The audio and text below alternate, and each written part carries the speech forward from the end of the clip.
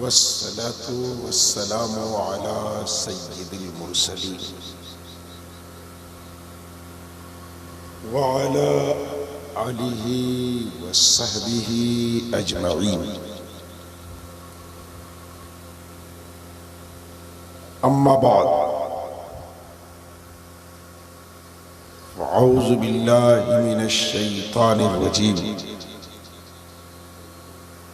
बिस्मिल्लाहिर्रहमानिर्रहीम।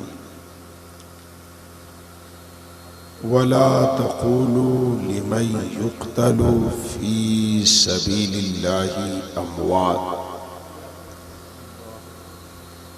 बल अहयाउन वलाकिन ला तशऊरून।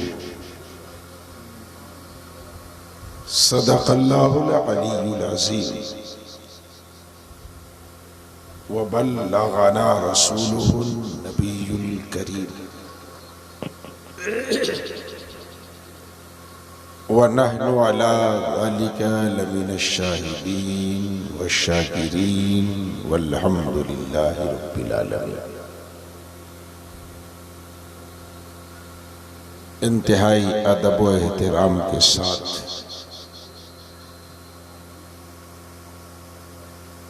हुजूर सरवर कायनात जनाब अहमद मुज्तबा मोहम्मद मुस्तफ़ा सल्लल्लाहु तआला अलैहि वालिहि वसल्लम की बारगाह अक़दस में हदिये दुरूद पेश कीजिए और बावाज़ बुलंद पढ़िए, अल्लाहुम्मा सल्लि अला सय्यदिना व मौलाना मुहम्मदिन मादनिल जूदी वल करम व आलिहि व सहबिहि व बारिक व सल्लिम सलातम व सलामन अलैका या रसूलल्लाह व सल्लम अलैका या।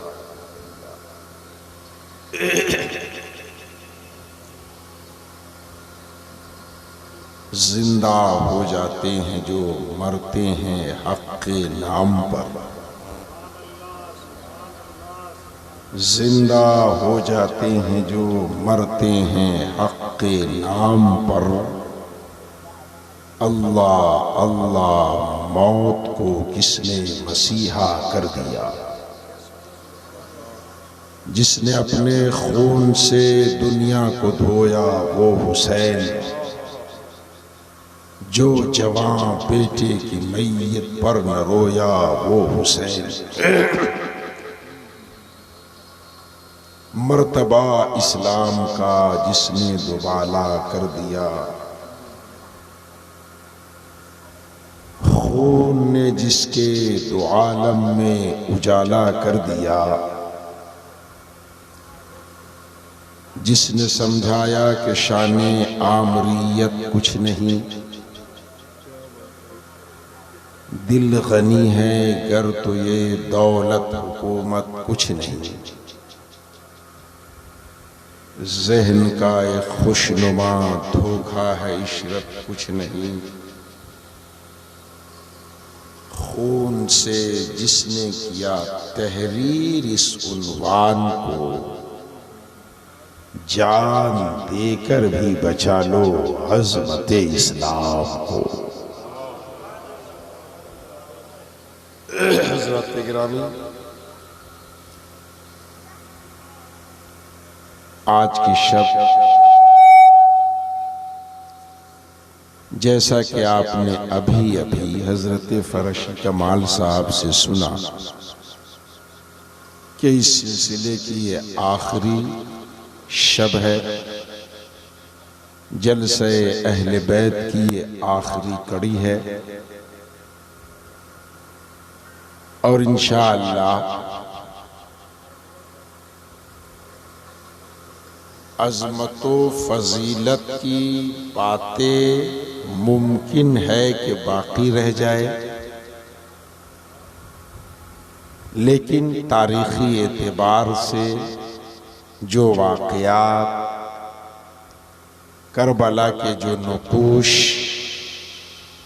किताबों के सफ़हात पर सबत हैं, इंशाअल्लाह अगर पूरा का पूरा नहीं तो कम अज कम जो उसके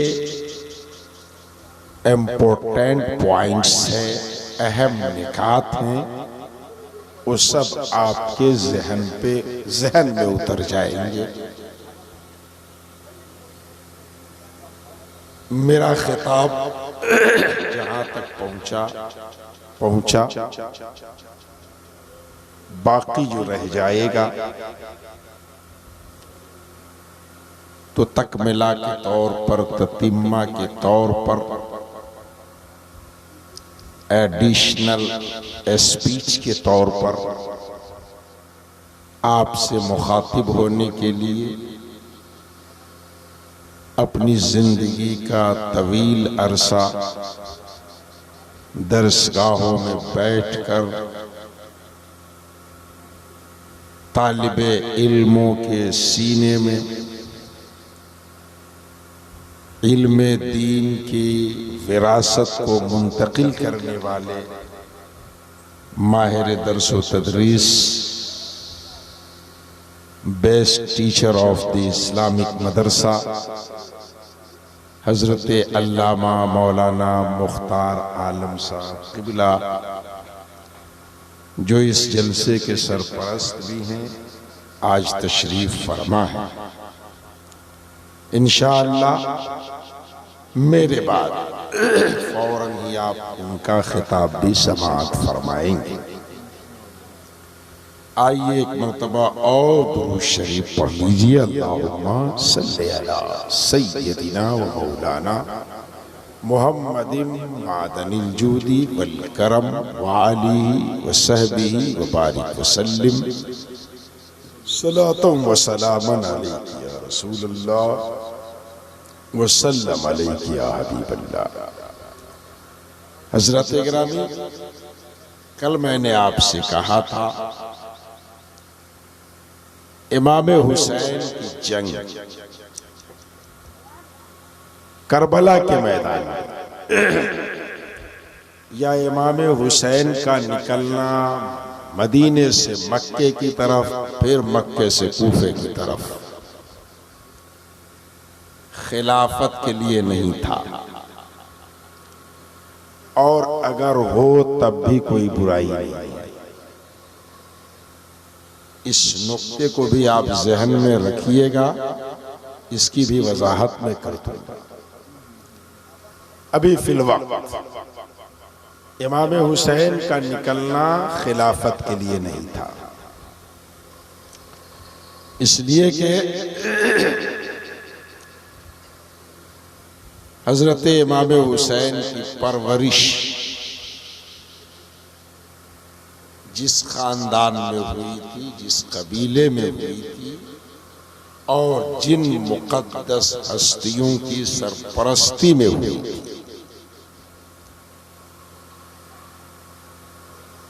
वो हस्तियां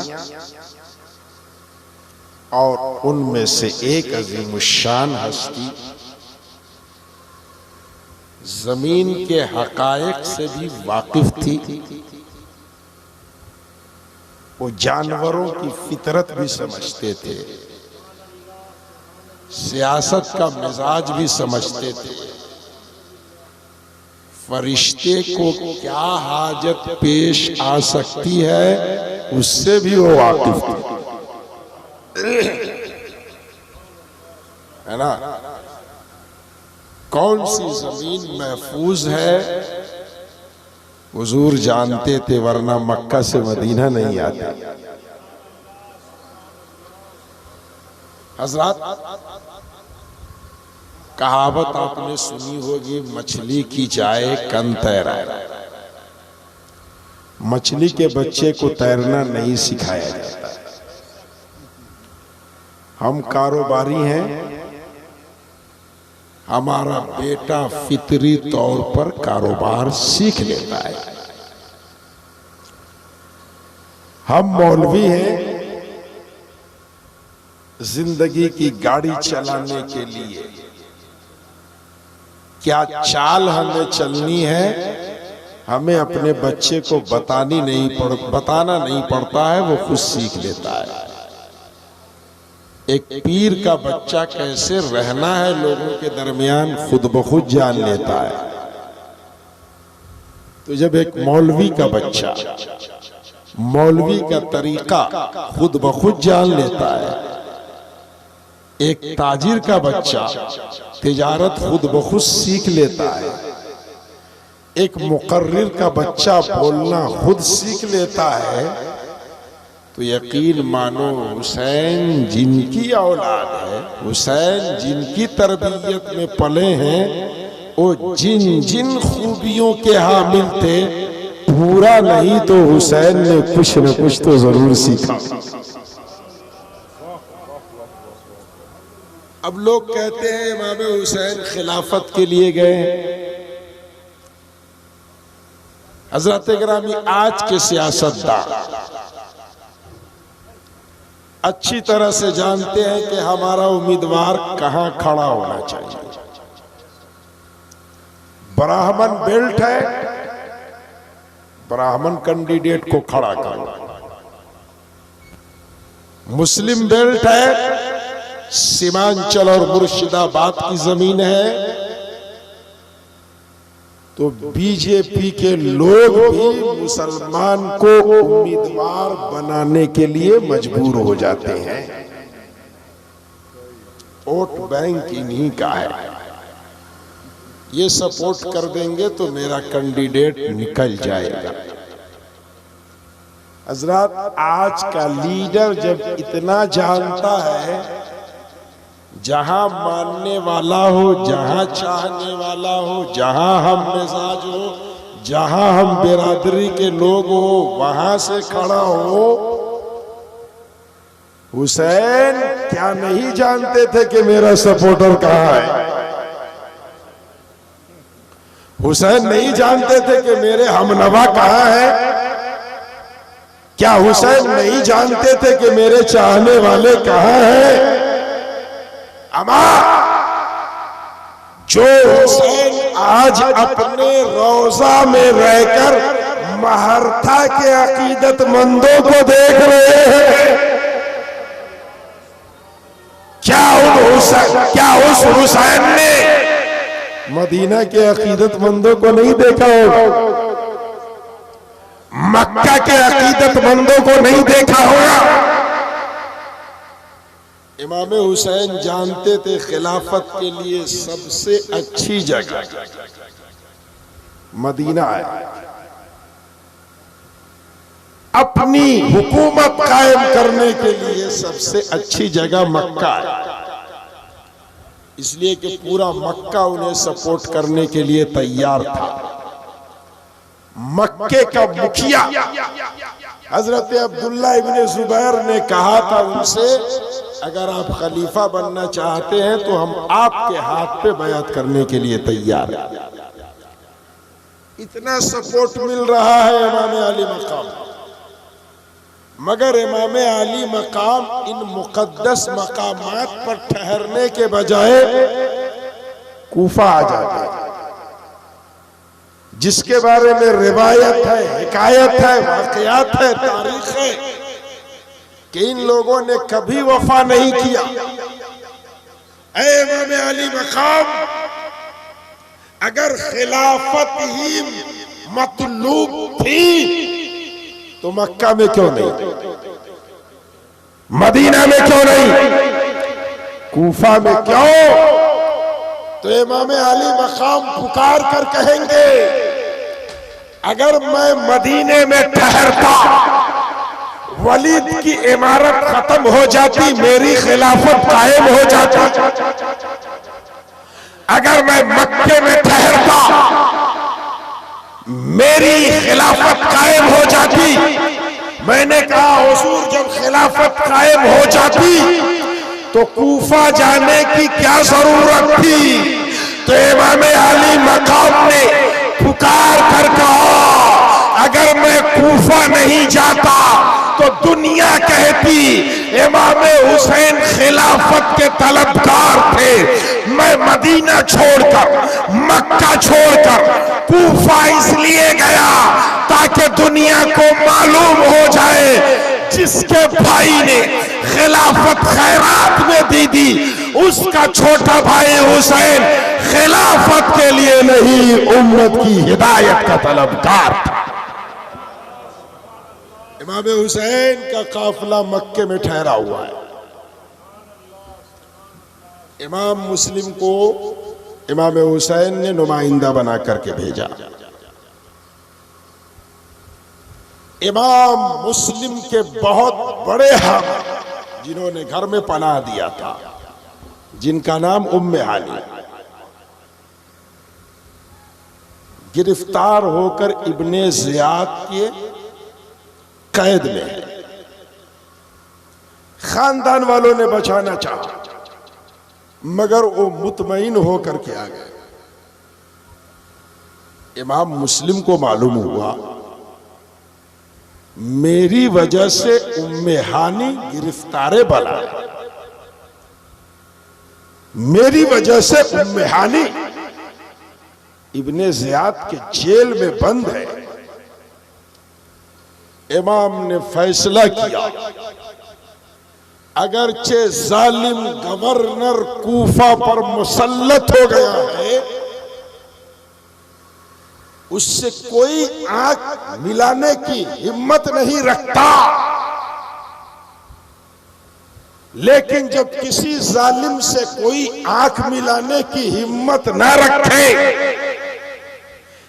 किसी की शिरिश्त में अबू जहल की तबीयत दाखिल हो जाए और कोई ललकारने वाला ना हो,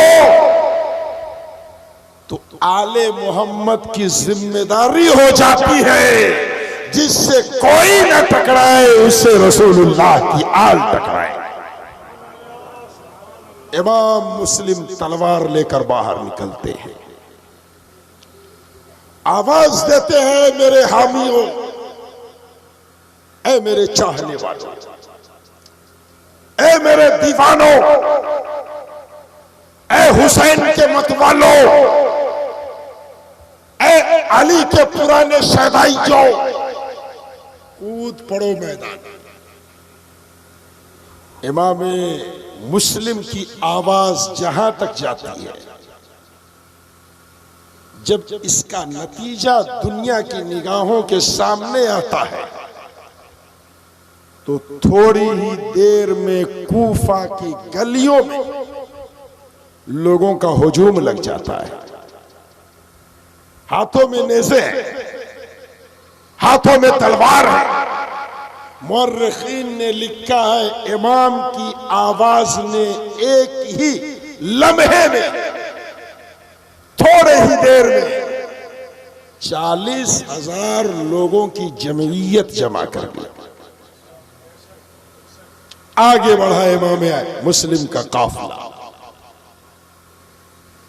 पूरे गवर्नर हाउस का आपने घेराव कर लिया। मुअर्रिखीन ने लिखा है कि अगर इमाम मुस्लिम चाहते कि मेरी इमारत कायम हो जाए, तो ये 40,000 की जमीयत अगर इमाम मुस्लिम हमला कर देते, तो यजीद भी, तो इब्ने जियाद भी मारा जाता, और ये काफिला चाहता तो पूरे दमिश्क को हिला करके रख देता। मगर इमाम मुस्लिम इमाम हुसैन के नुमाइंदा थे, नबी के खानवादे के थे,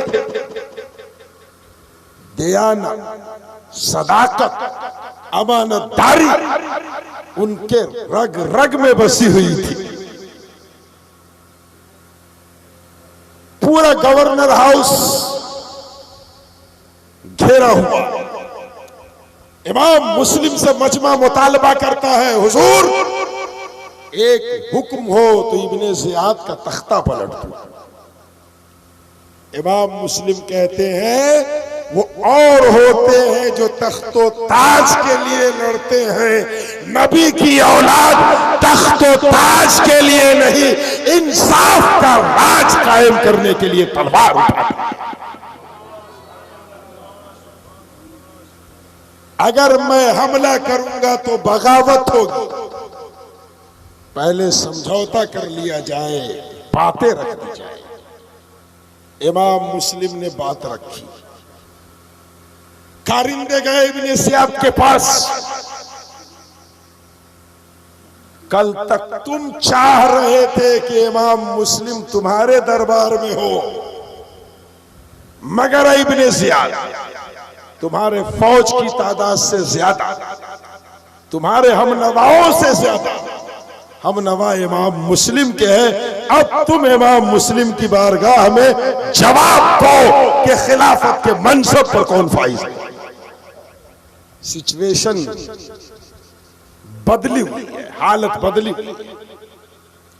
इब्ने ज़ियाद सामने आने की हिम्मत न कर सका।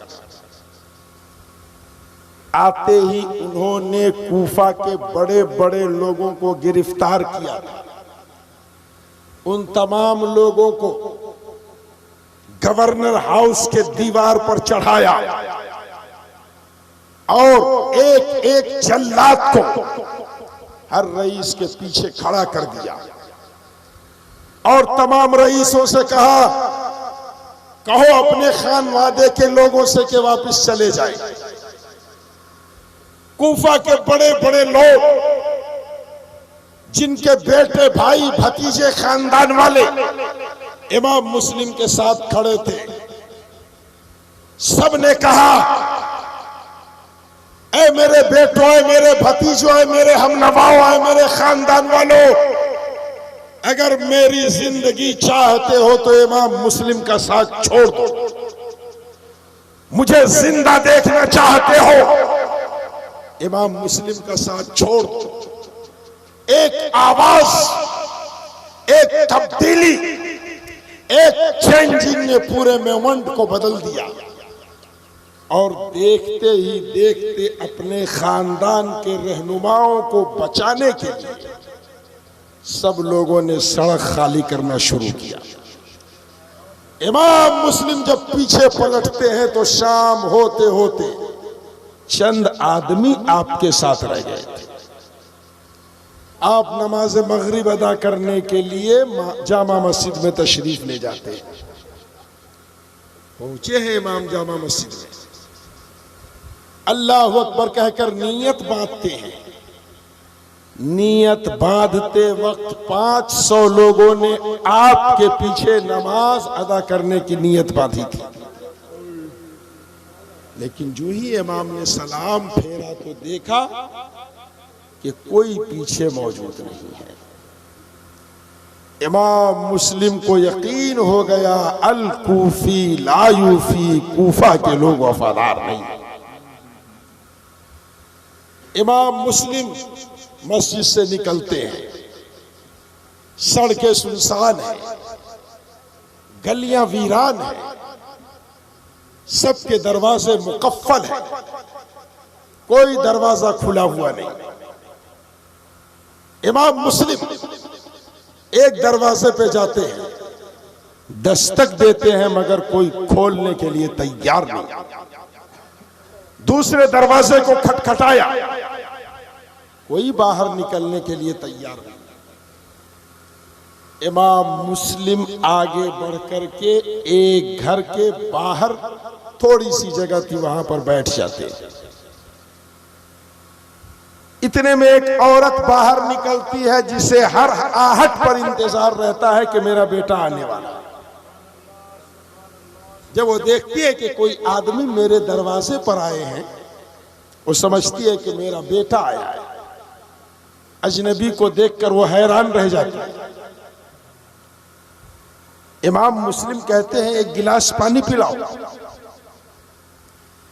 वो औरत अंदर जाती है, एक गिलास पानी लेकर के आती है।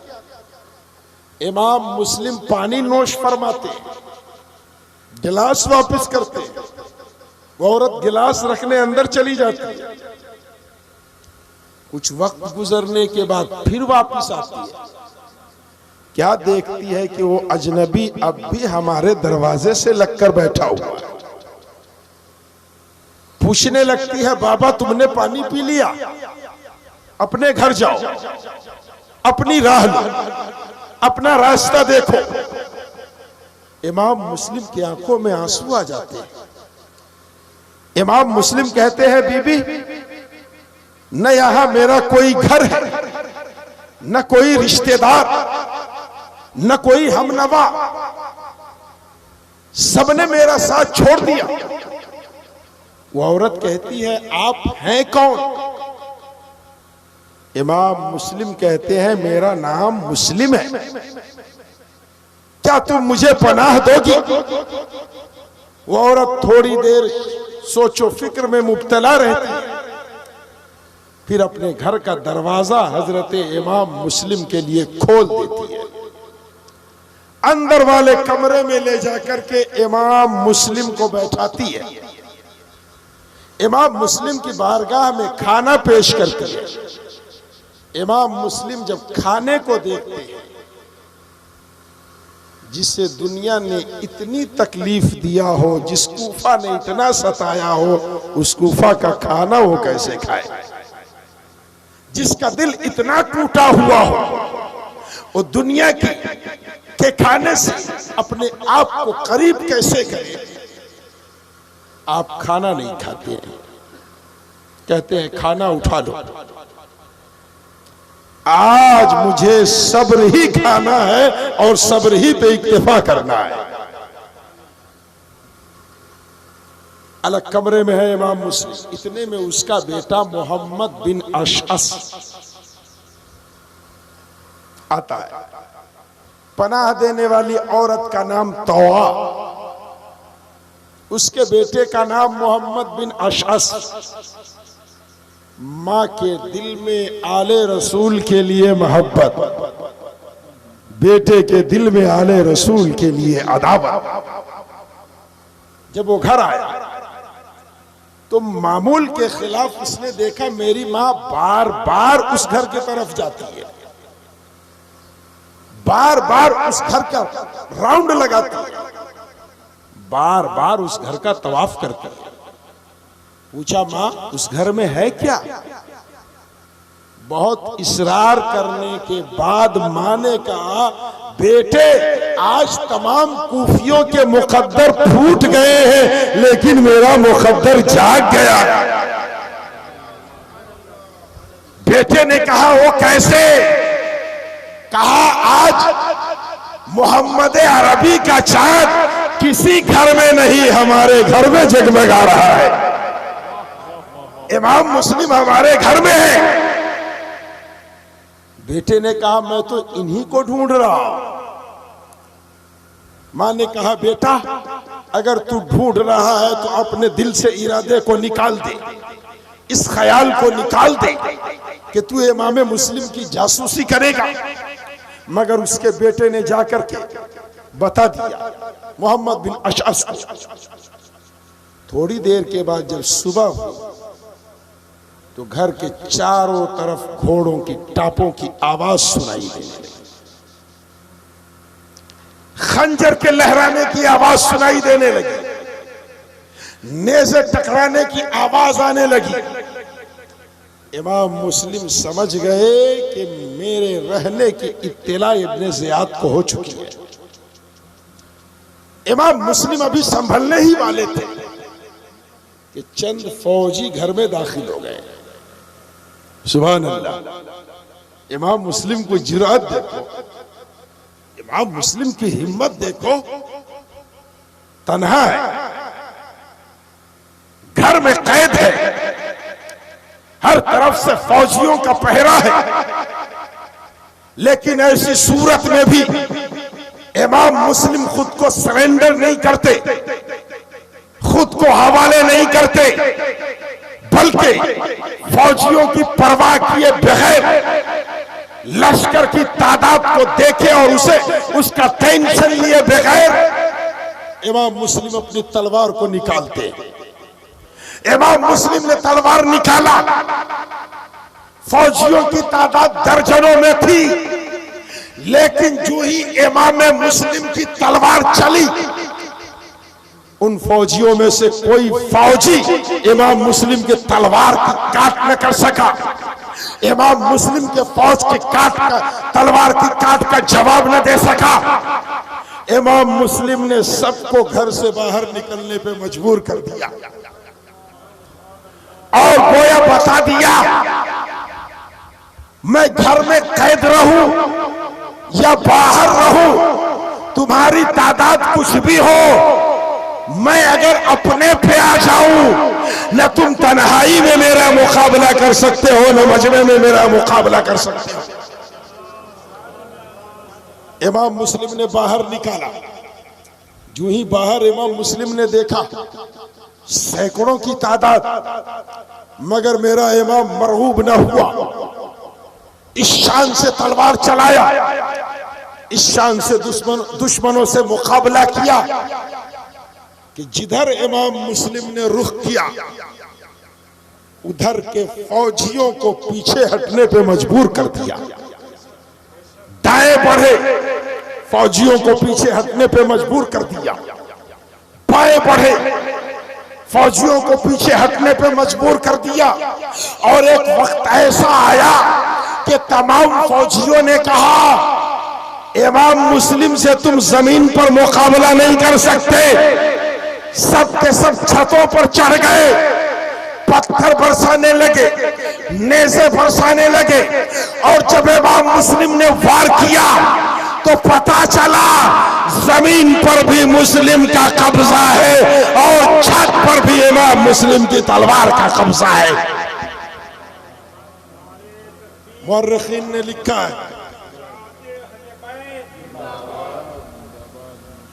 मुअर्रिखीन ने लिखा है, जितनी तादाद इमाम मुस्लिम को पकड़ने के लिए आई थी, इमाम मुस्लिम को जख्मी करने में नाकाम रही, इमाम मुस्लिम पर कंट्रोल बनाने में नाकाम रही। और जब नाकाम हो गई तो उन्होंने इमाम मुस्लिम से भीख मांगा, इमाम मुस्लिम अपने आप को हमारे हवाले कर दीजिए, हम आपको अमान देते।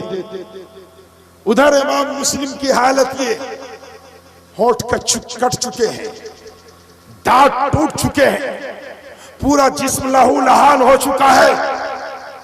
आपने देखा कि जब ये अमान दे रहा है तो अमान ले लिया जाए। इमाम मुस्लिम दरवाजे से सटकर बैठ गए।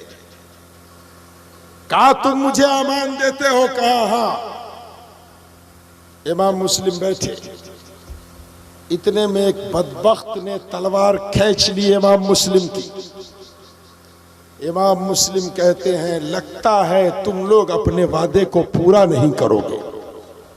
मोहम्मद बिन अशअश ने कहा, इमाम घबराइए नहीं, इब्ने ज़ियाद की बारगाह में मैं आपकी सिफारिश करूंगा। इमाम मुस्लिम को इब्ने ज़ियाद की बारगाह में लाया जा रहा है। इमाम मुस्लिम चल रहे हैं, दरवाजा करीब आ गया। मोहम्मद बिन अशअश इब्ने ज़ियाद से मुलाकात करके इमाम मुस्लिम को हाजिर करने के लिए गया। दरवाजे के करीब एक मटका रखा हुआ था। इमाम अली मकाम ने कहा, मुझे एक कटोरा पानी दे दो।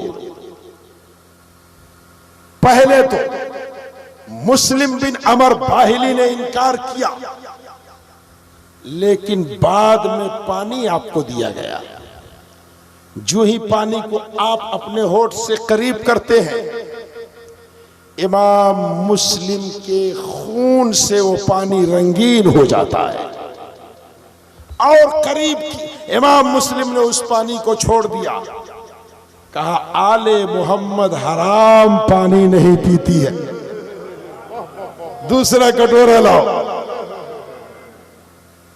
शरीयत अपनी जगह, जान बचाने के लिए हराम खाना भी जायज, मगर इमाम मुस्लिम का खून जब पानी में गिर गया, इमाम मुस्लिम ने कहा, मैं ये पानी नहीं पीऊंगा। दूसरा कटोरा लाया गया। इमाम मुस्लिम ने अपने मुंह से करीब किया। अब गजब ये हो गया कि इमाम मुस्लिम के टूटे हुए दांत कटोरे में आ गए। कटोरा फिर खून से रंगीन, इमाम मुस्लिम ने कटोरे को वापस किया और अपनी फिरासत से कहते हैं, लगता है अब मेरे मुकद्दर में दुनिया का पानी नहीं, हौज़ कौसर का पानी है। इब्ने ज़ियाद के कारिंदे दौरे दरवाजा खुला, इमाम मुस्लिम इब्ने ज़ियाद के सामने हाजिर होने के लिए जा रहे हैं, लेकिन उस वक्त भी सैयद की सियादत बरकरार है। इमाम मुस्लिम के अजमत मुसल्लम है, इमाम मुस्लिम की इनफरादियत मुसल्लम है। हर जाने वाला झुक करके जा रहा है, इमाम मुस्लिम सीना तान कर जा रहे हैं। हर जाने वाला इब्ने ज़ियाद जैसे जालिम को सलाम कर रहा है, लेकिन इमाम मुस्लिम खामोशी इख्तियार की। लोगों ने कहा, ऐ इमाम मुस्लिम, इब्ने ज़ियाद को सलामी पेश कीजिए। अल्लाह अल्लाह, अली के शेरों की शान क्या होती है, उनकी जबान क्या होती है। इमाम मुस्लिम ने कहा, मैं उसे सलामी कैसे दे सकता हूं जो मेरे कत्ल का इरादा रखता है। हाँ, अगर वो मुझे कत्ल नहीं करना चाहता तो उस पर 1000 सलाम हो, उस पर 1000 सलाम हो। इमाम मुस्लिम ये कहते हुए आगे बढ़े। अब सामने इब्ने ज़ियाद था और इमाम मुस्लिम थे। इब्ने ज़ियाद ने कहा, इमाम मुस्लिम, यजीद की हुकूमत एस्टेब्लिश हो चुकी थी, यजीद की खिलाफत कायम हो चुकी थी, कूफा के लोग अमनो अमान में रह रहे थे, नोमान बिन बशीर को लोग अपना गवर्नर तस्लीम कर रहे थे। आपने आकर के सब में इख्तिलाफ पैदा कर दिया, बाप को बेटे से लड़ा दिया, बेटे को बाप से लड़ा दिया, शौहर को बीवी से लड़ा दिया, बीवी को शौहर से लड़ा दिया, और आपने हुकूमत के खिलाफ बगावत किया है।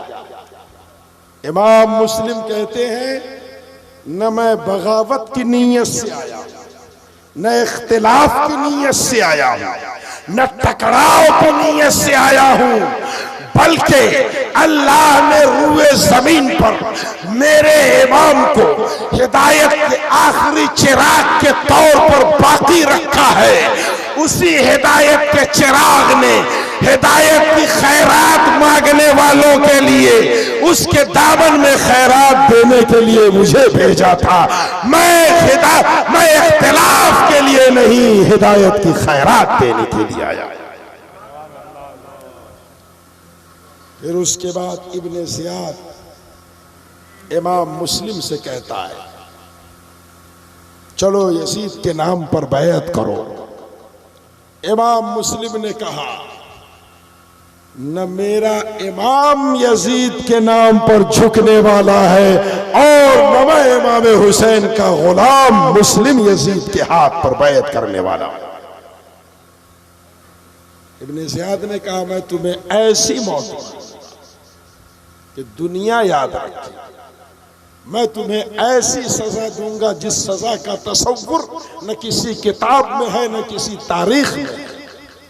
इमाम मुस्लिम ने कहा, इंसान पर अज़ियत के नए नए बाब को खोलना तेरा काम है और इंसान के लिए मोहब्बतों की नई नई दुनिया बसाना हमारे खानदान का काम।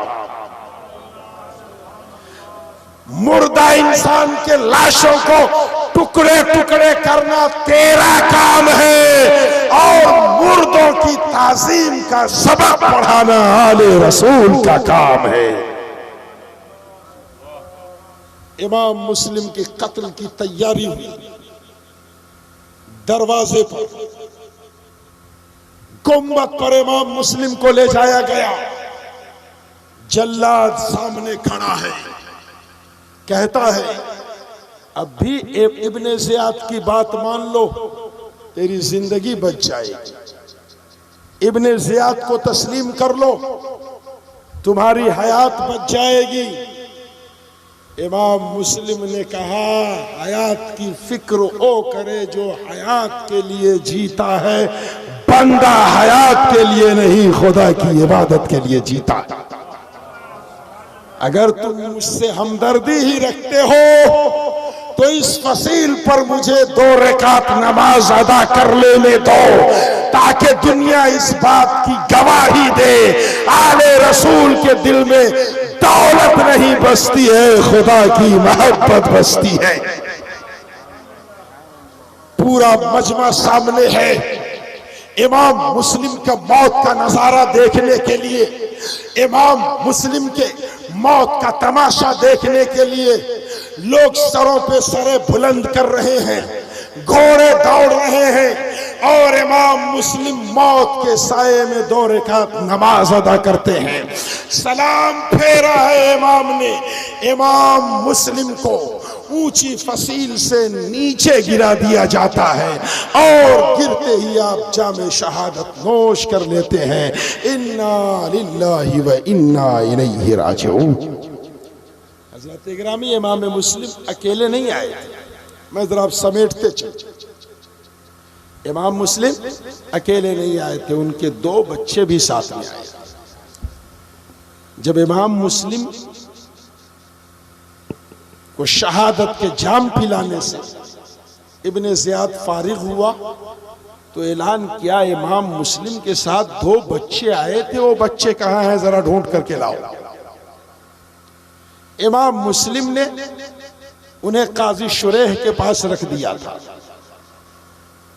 काजी शुरेह ने जब पूरे हालात को समझा, समझने के बाद जब उन्होंने महसूस कर लिया कि अब बच्चे भी गिरफ्तार कर लिए जाएंगे, तो आपने अपने बेटे असद को बुलाया और कहा, आज ही शाम एक काफिला बाबुल इराकीन से मदीना की तरफ जा रहा है, तुम इन दोनों बच्चों को उन काफिले में मिला देना, ये बच्चे अपने ठिकाने पर पहुंच जाएंगे।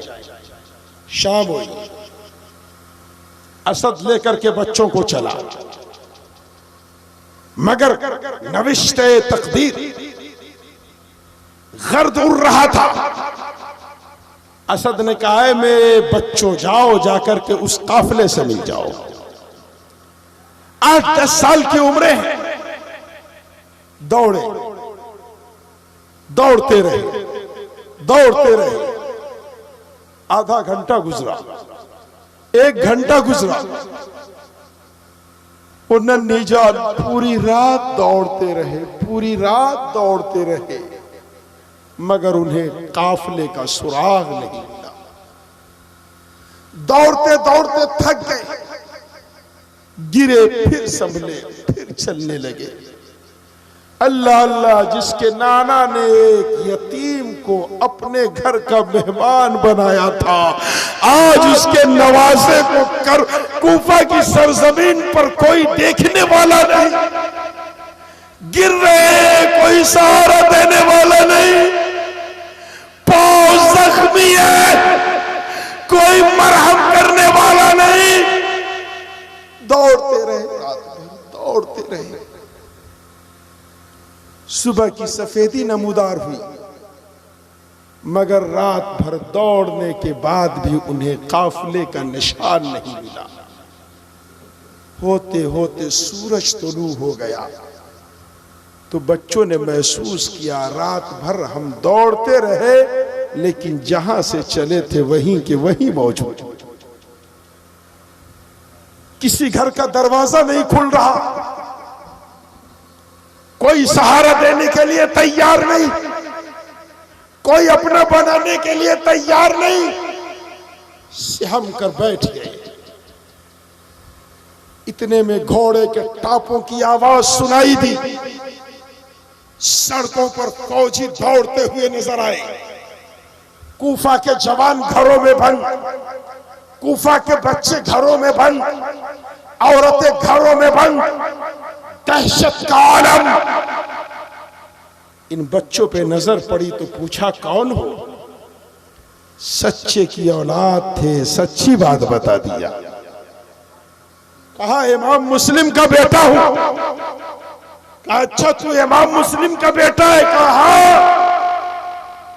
सख्ती के साथ पकड़ा और घोड़े पे बिठाया।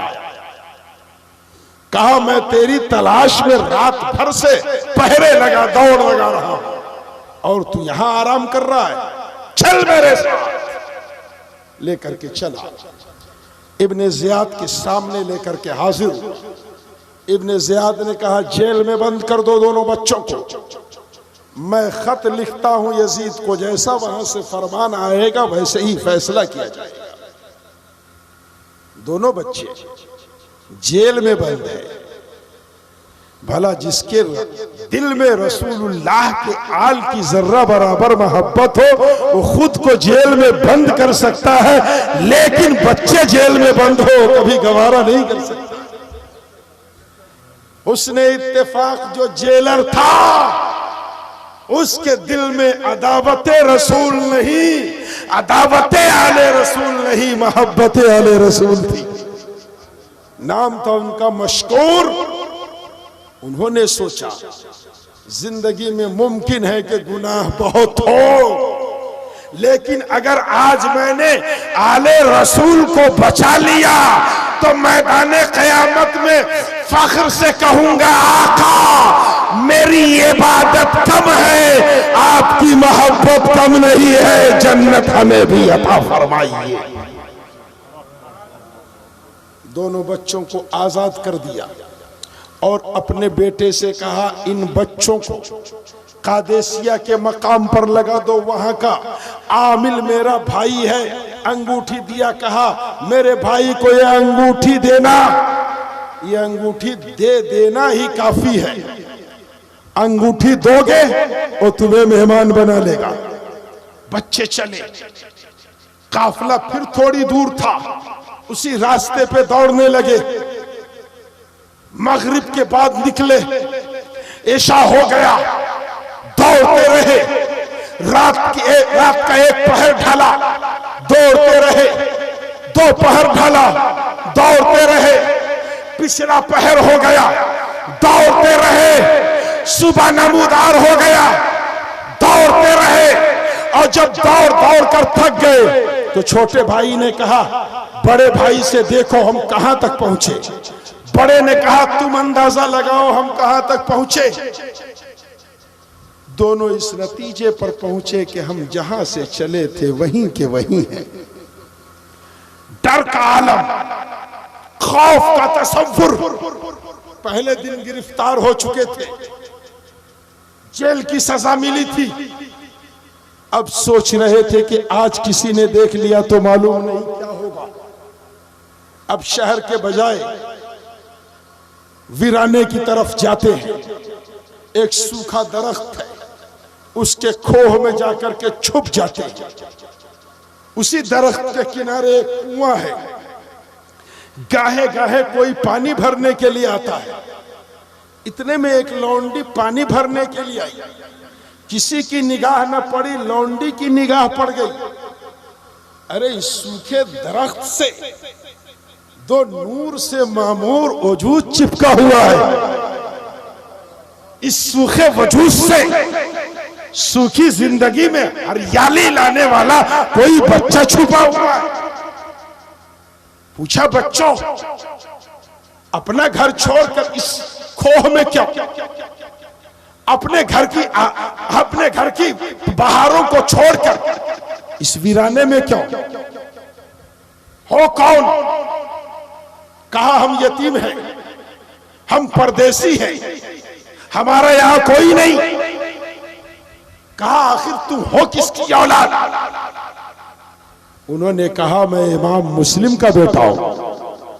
कनीस कहती है अब घबराओ नहीं, अरे मैं जिसकी खादिमा हूं, जिसकी लौंडी हूं, मेरी मालिका भी मुहिब्बे अहले बैत है, अहले बैत से मोहब्बत करने वाली है, चलो मेरे साथ। दोनों बच्चे साथ हो लिए। कनीज जब दरवाजे पे पहुंची, मालिकिन ने पूछा पानी ले आई हो? लौंडी ने कहा हाँ, वो पानी भी ले आया हूं जिससे दुनिया की प्यास बुझेगी, और वो मेहमान भी लाया हूं जो तुम्हें हौज़े कौसर का पानी पिलाएंगे। मचल कर बोलो, हौज़े कौसर का पानी पिलाएंगे। कहा वो कौन? तो कनीज ने कहा इमाम मुस्लिम के दोनों शहजादे आज तुम्हारे घर के मेहमान हो रहे हैं। मालिकिन ने दरवाजा खोला, बच्चों की हालत को देखा, तड़प गई, नहलाया धुलाया, कपड़ा पहनाया, अपने हाथों से मोहब्बत से खाना खिलाया और दोनों बच्चों को सुला दिया। शाम होने जा रही थी। कहा बच्चों घबराना नहीं, डरना नहीं। अरे कूफे के तमाम दरवाजे बंद हो गए हैं तो क्या, इस घर को अपना घर तस्वीर करो, इस दरवाजे को अपना दरवाजा समझो, इस आंगन को अपना आंगन समझो। दोनों बच्चे आराम की नींद सो गए। रात के वक्त उसका शौहर हारिस घर में दाखिल हुआ। बीवी ने पूछा आज बड़ी देर कर दी, थे कहां?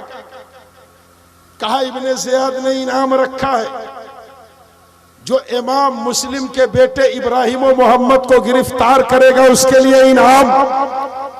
मैं उसी इनाम को पाने के ख्याल से दिन भर तगोदौ करता रहा, कभी पूरब कभी पश्चिम दौड़ता रहा। दौड़ते दौड़ते देर हो गई मगर इमाम मुस्लिम के बच्चे न मिले, मोहम्मद और इब्राहिम नहीं मिले। बीवी ने कहा इब्ने ज़ियाद के चक्कर में अपनी दुनिया आबाद करने के लिए अपनी आखिरत क्यों बर्बाद कर रहे हो? दुनिया की लालच छोड़ो, इमाम मुस्लिम के शहजादों को मत पकड़ो। अरे पकड़ना है तो रसूलुल्लाह के गद्दारों को पकड़ो, रसूलुल्लाह के वफादारों पे वार रखो। मैं खाना लगाती हूं, खाना लगाया गया। बदबख्त हारिस बार बार चाहता था कि घर से निकल जाऊं, लोट पोट कर रहा था बिस्तर पे, कभी इधर करवट बदलता, कभी इधर। कब सवेरा हो कि मैं अपना काफिला निकालूं, मैं अपनी सवारी पे सवार हो जाऊं। जाग रहा था, जाग रहा था।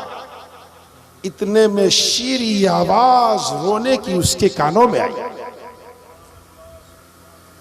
कहा ये बच्चे कहां रो रहे हैं? गौर व फिक्र करने लगा, तदब्बुर करने लगा। बीवी को जगाया और कहा बताओ ये बच्चे के रोने की सदा कहां से आ रही है?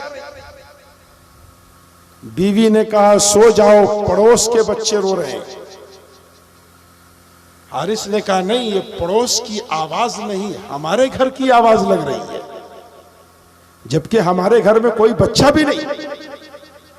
बीवी मना करती रही, तजस्सुस में न पड़ो, फिक्र मत करो। मगर बदबख्त हारिस के कदम बढ़े और उस दरवाजे के करीब पहुंच गया जिस घर के अंदर दोनों बच्चे आराम फरमा रहे थे। एक जोर का धक्का मारा, दरवाजा टूट गया और जो ही बच्चों पे नजर पड़ी तो प्यार करने के बजाय अपनी बदबख्ती का मुजाहरा करने लगा। कौन हो बताओ, मेरे घर में कैसे ठहरे हो बताओ। उन बच्चों ने समझ लिया था ये घर मेरा है, दरवाजा मेरा है, मालकिन मेरी गुलाम है। फख्र से कहा मैं इमाम मुस्लिम का बेटा हूं, मैं रसूलुल्लाह के घराने से हूं। बदबख्त हारिस पलट कर कहता है मैं तेरी तलाश में दिन भर दौड़ता रहा और तू मेरे घर में आराम की रोटी तोड़ता रहा। मैं तेरी तलाश में दौड़ता रहा, तू मेरे घर में आराम करता रहा। बालों को पकड़ा, बालों को बालों से बांध दिया, दोनों बच्चों की मुश्कें कस दी। घर में तलवार घर में ताला लगा दिया और सुबह होने का इंतजार करने लगा।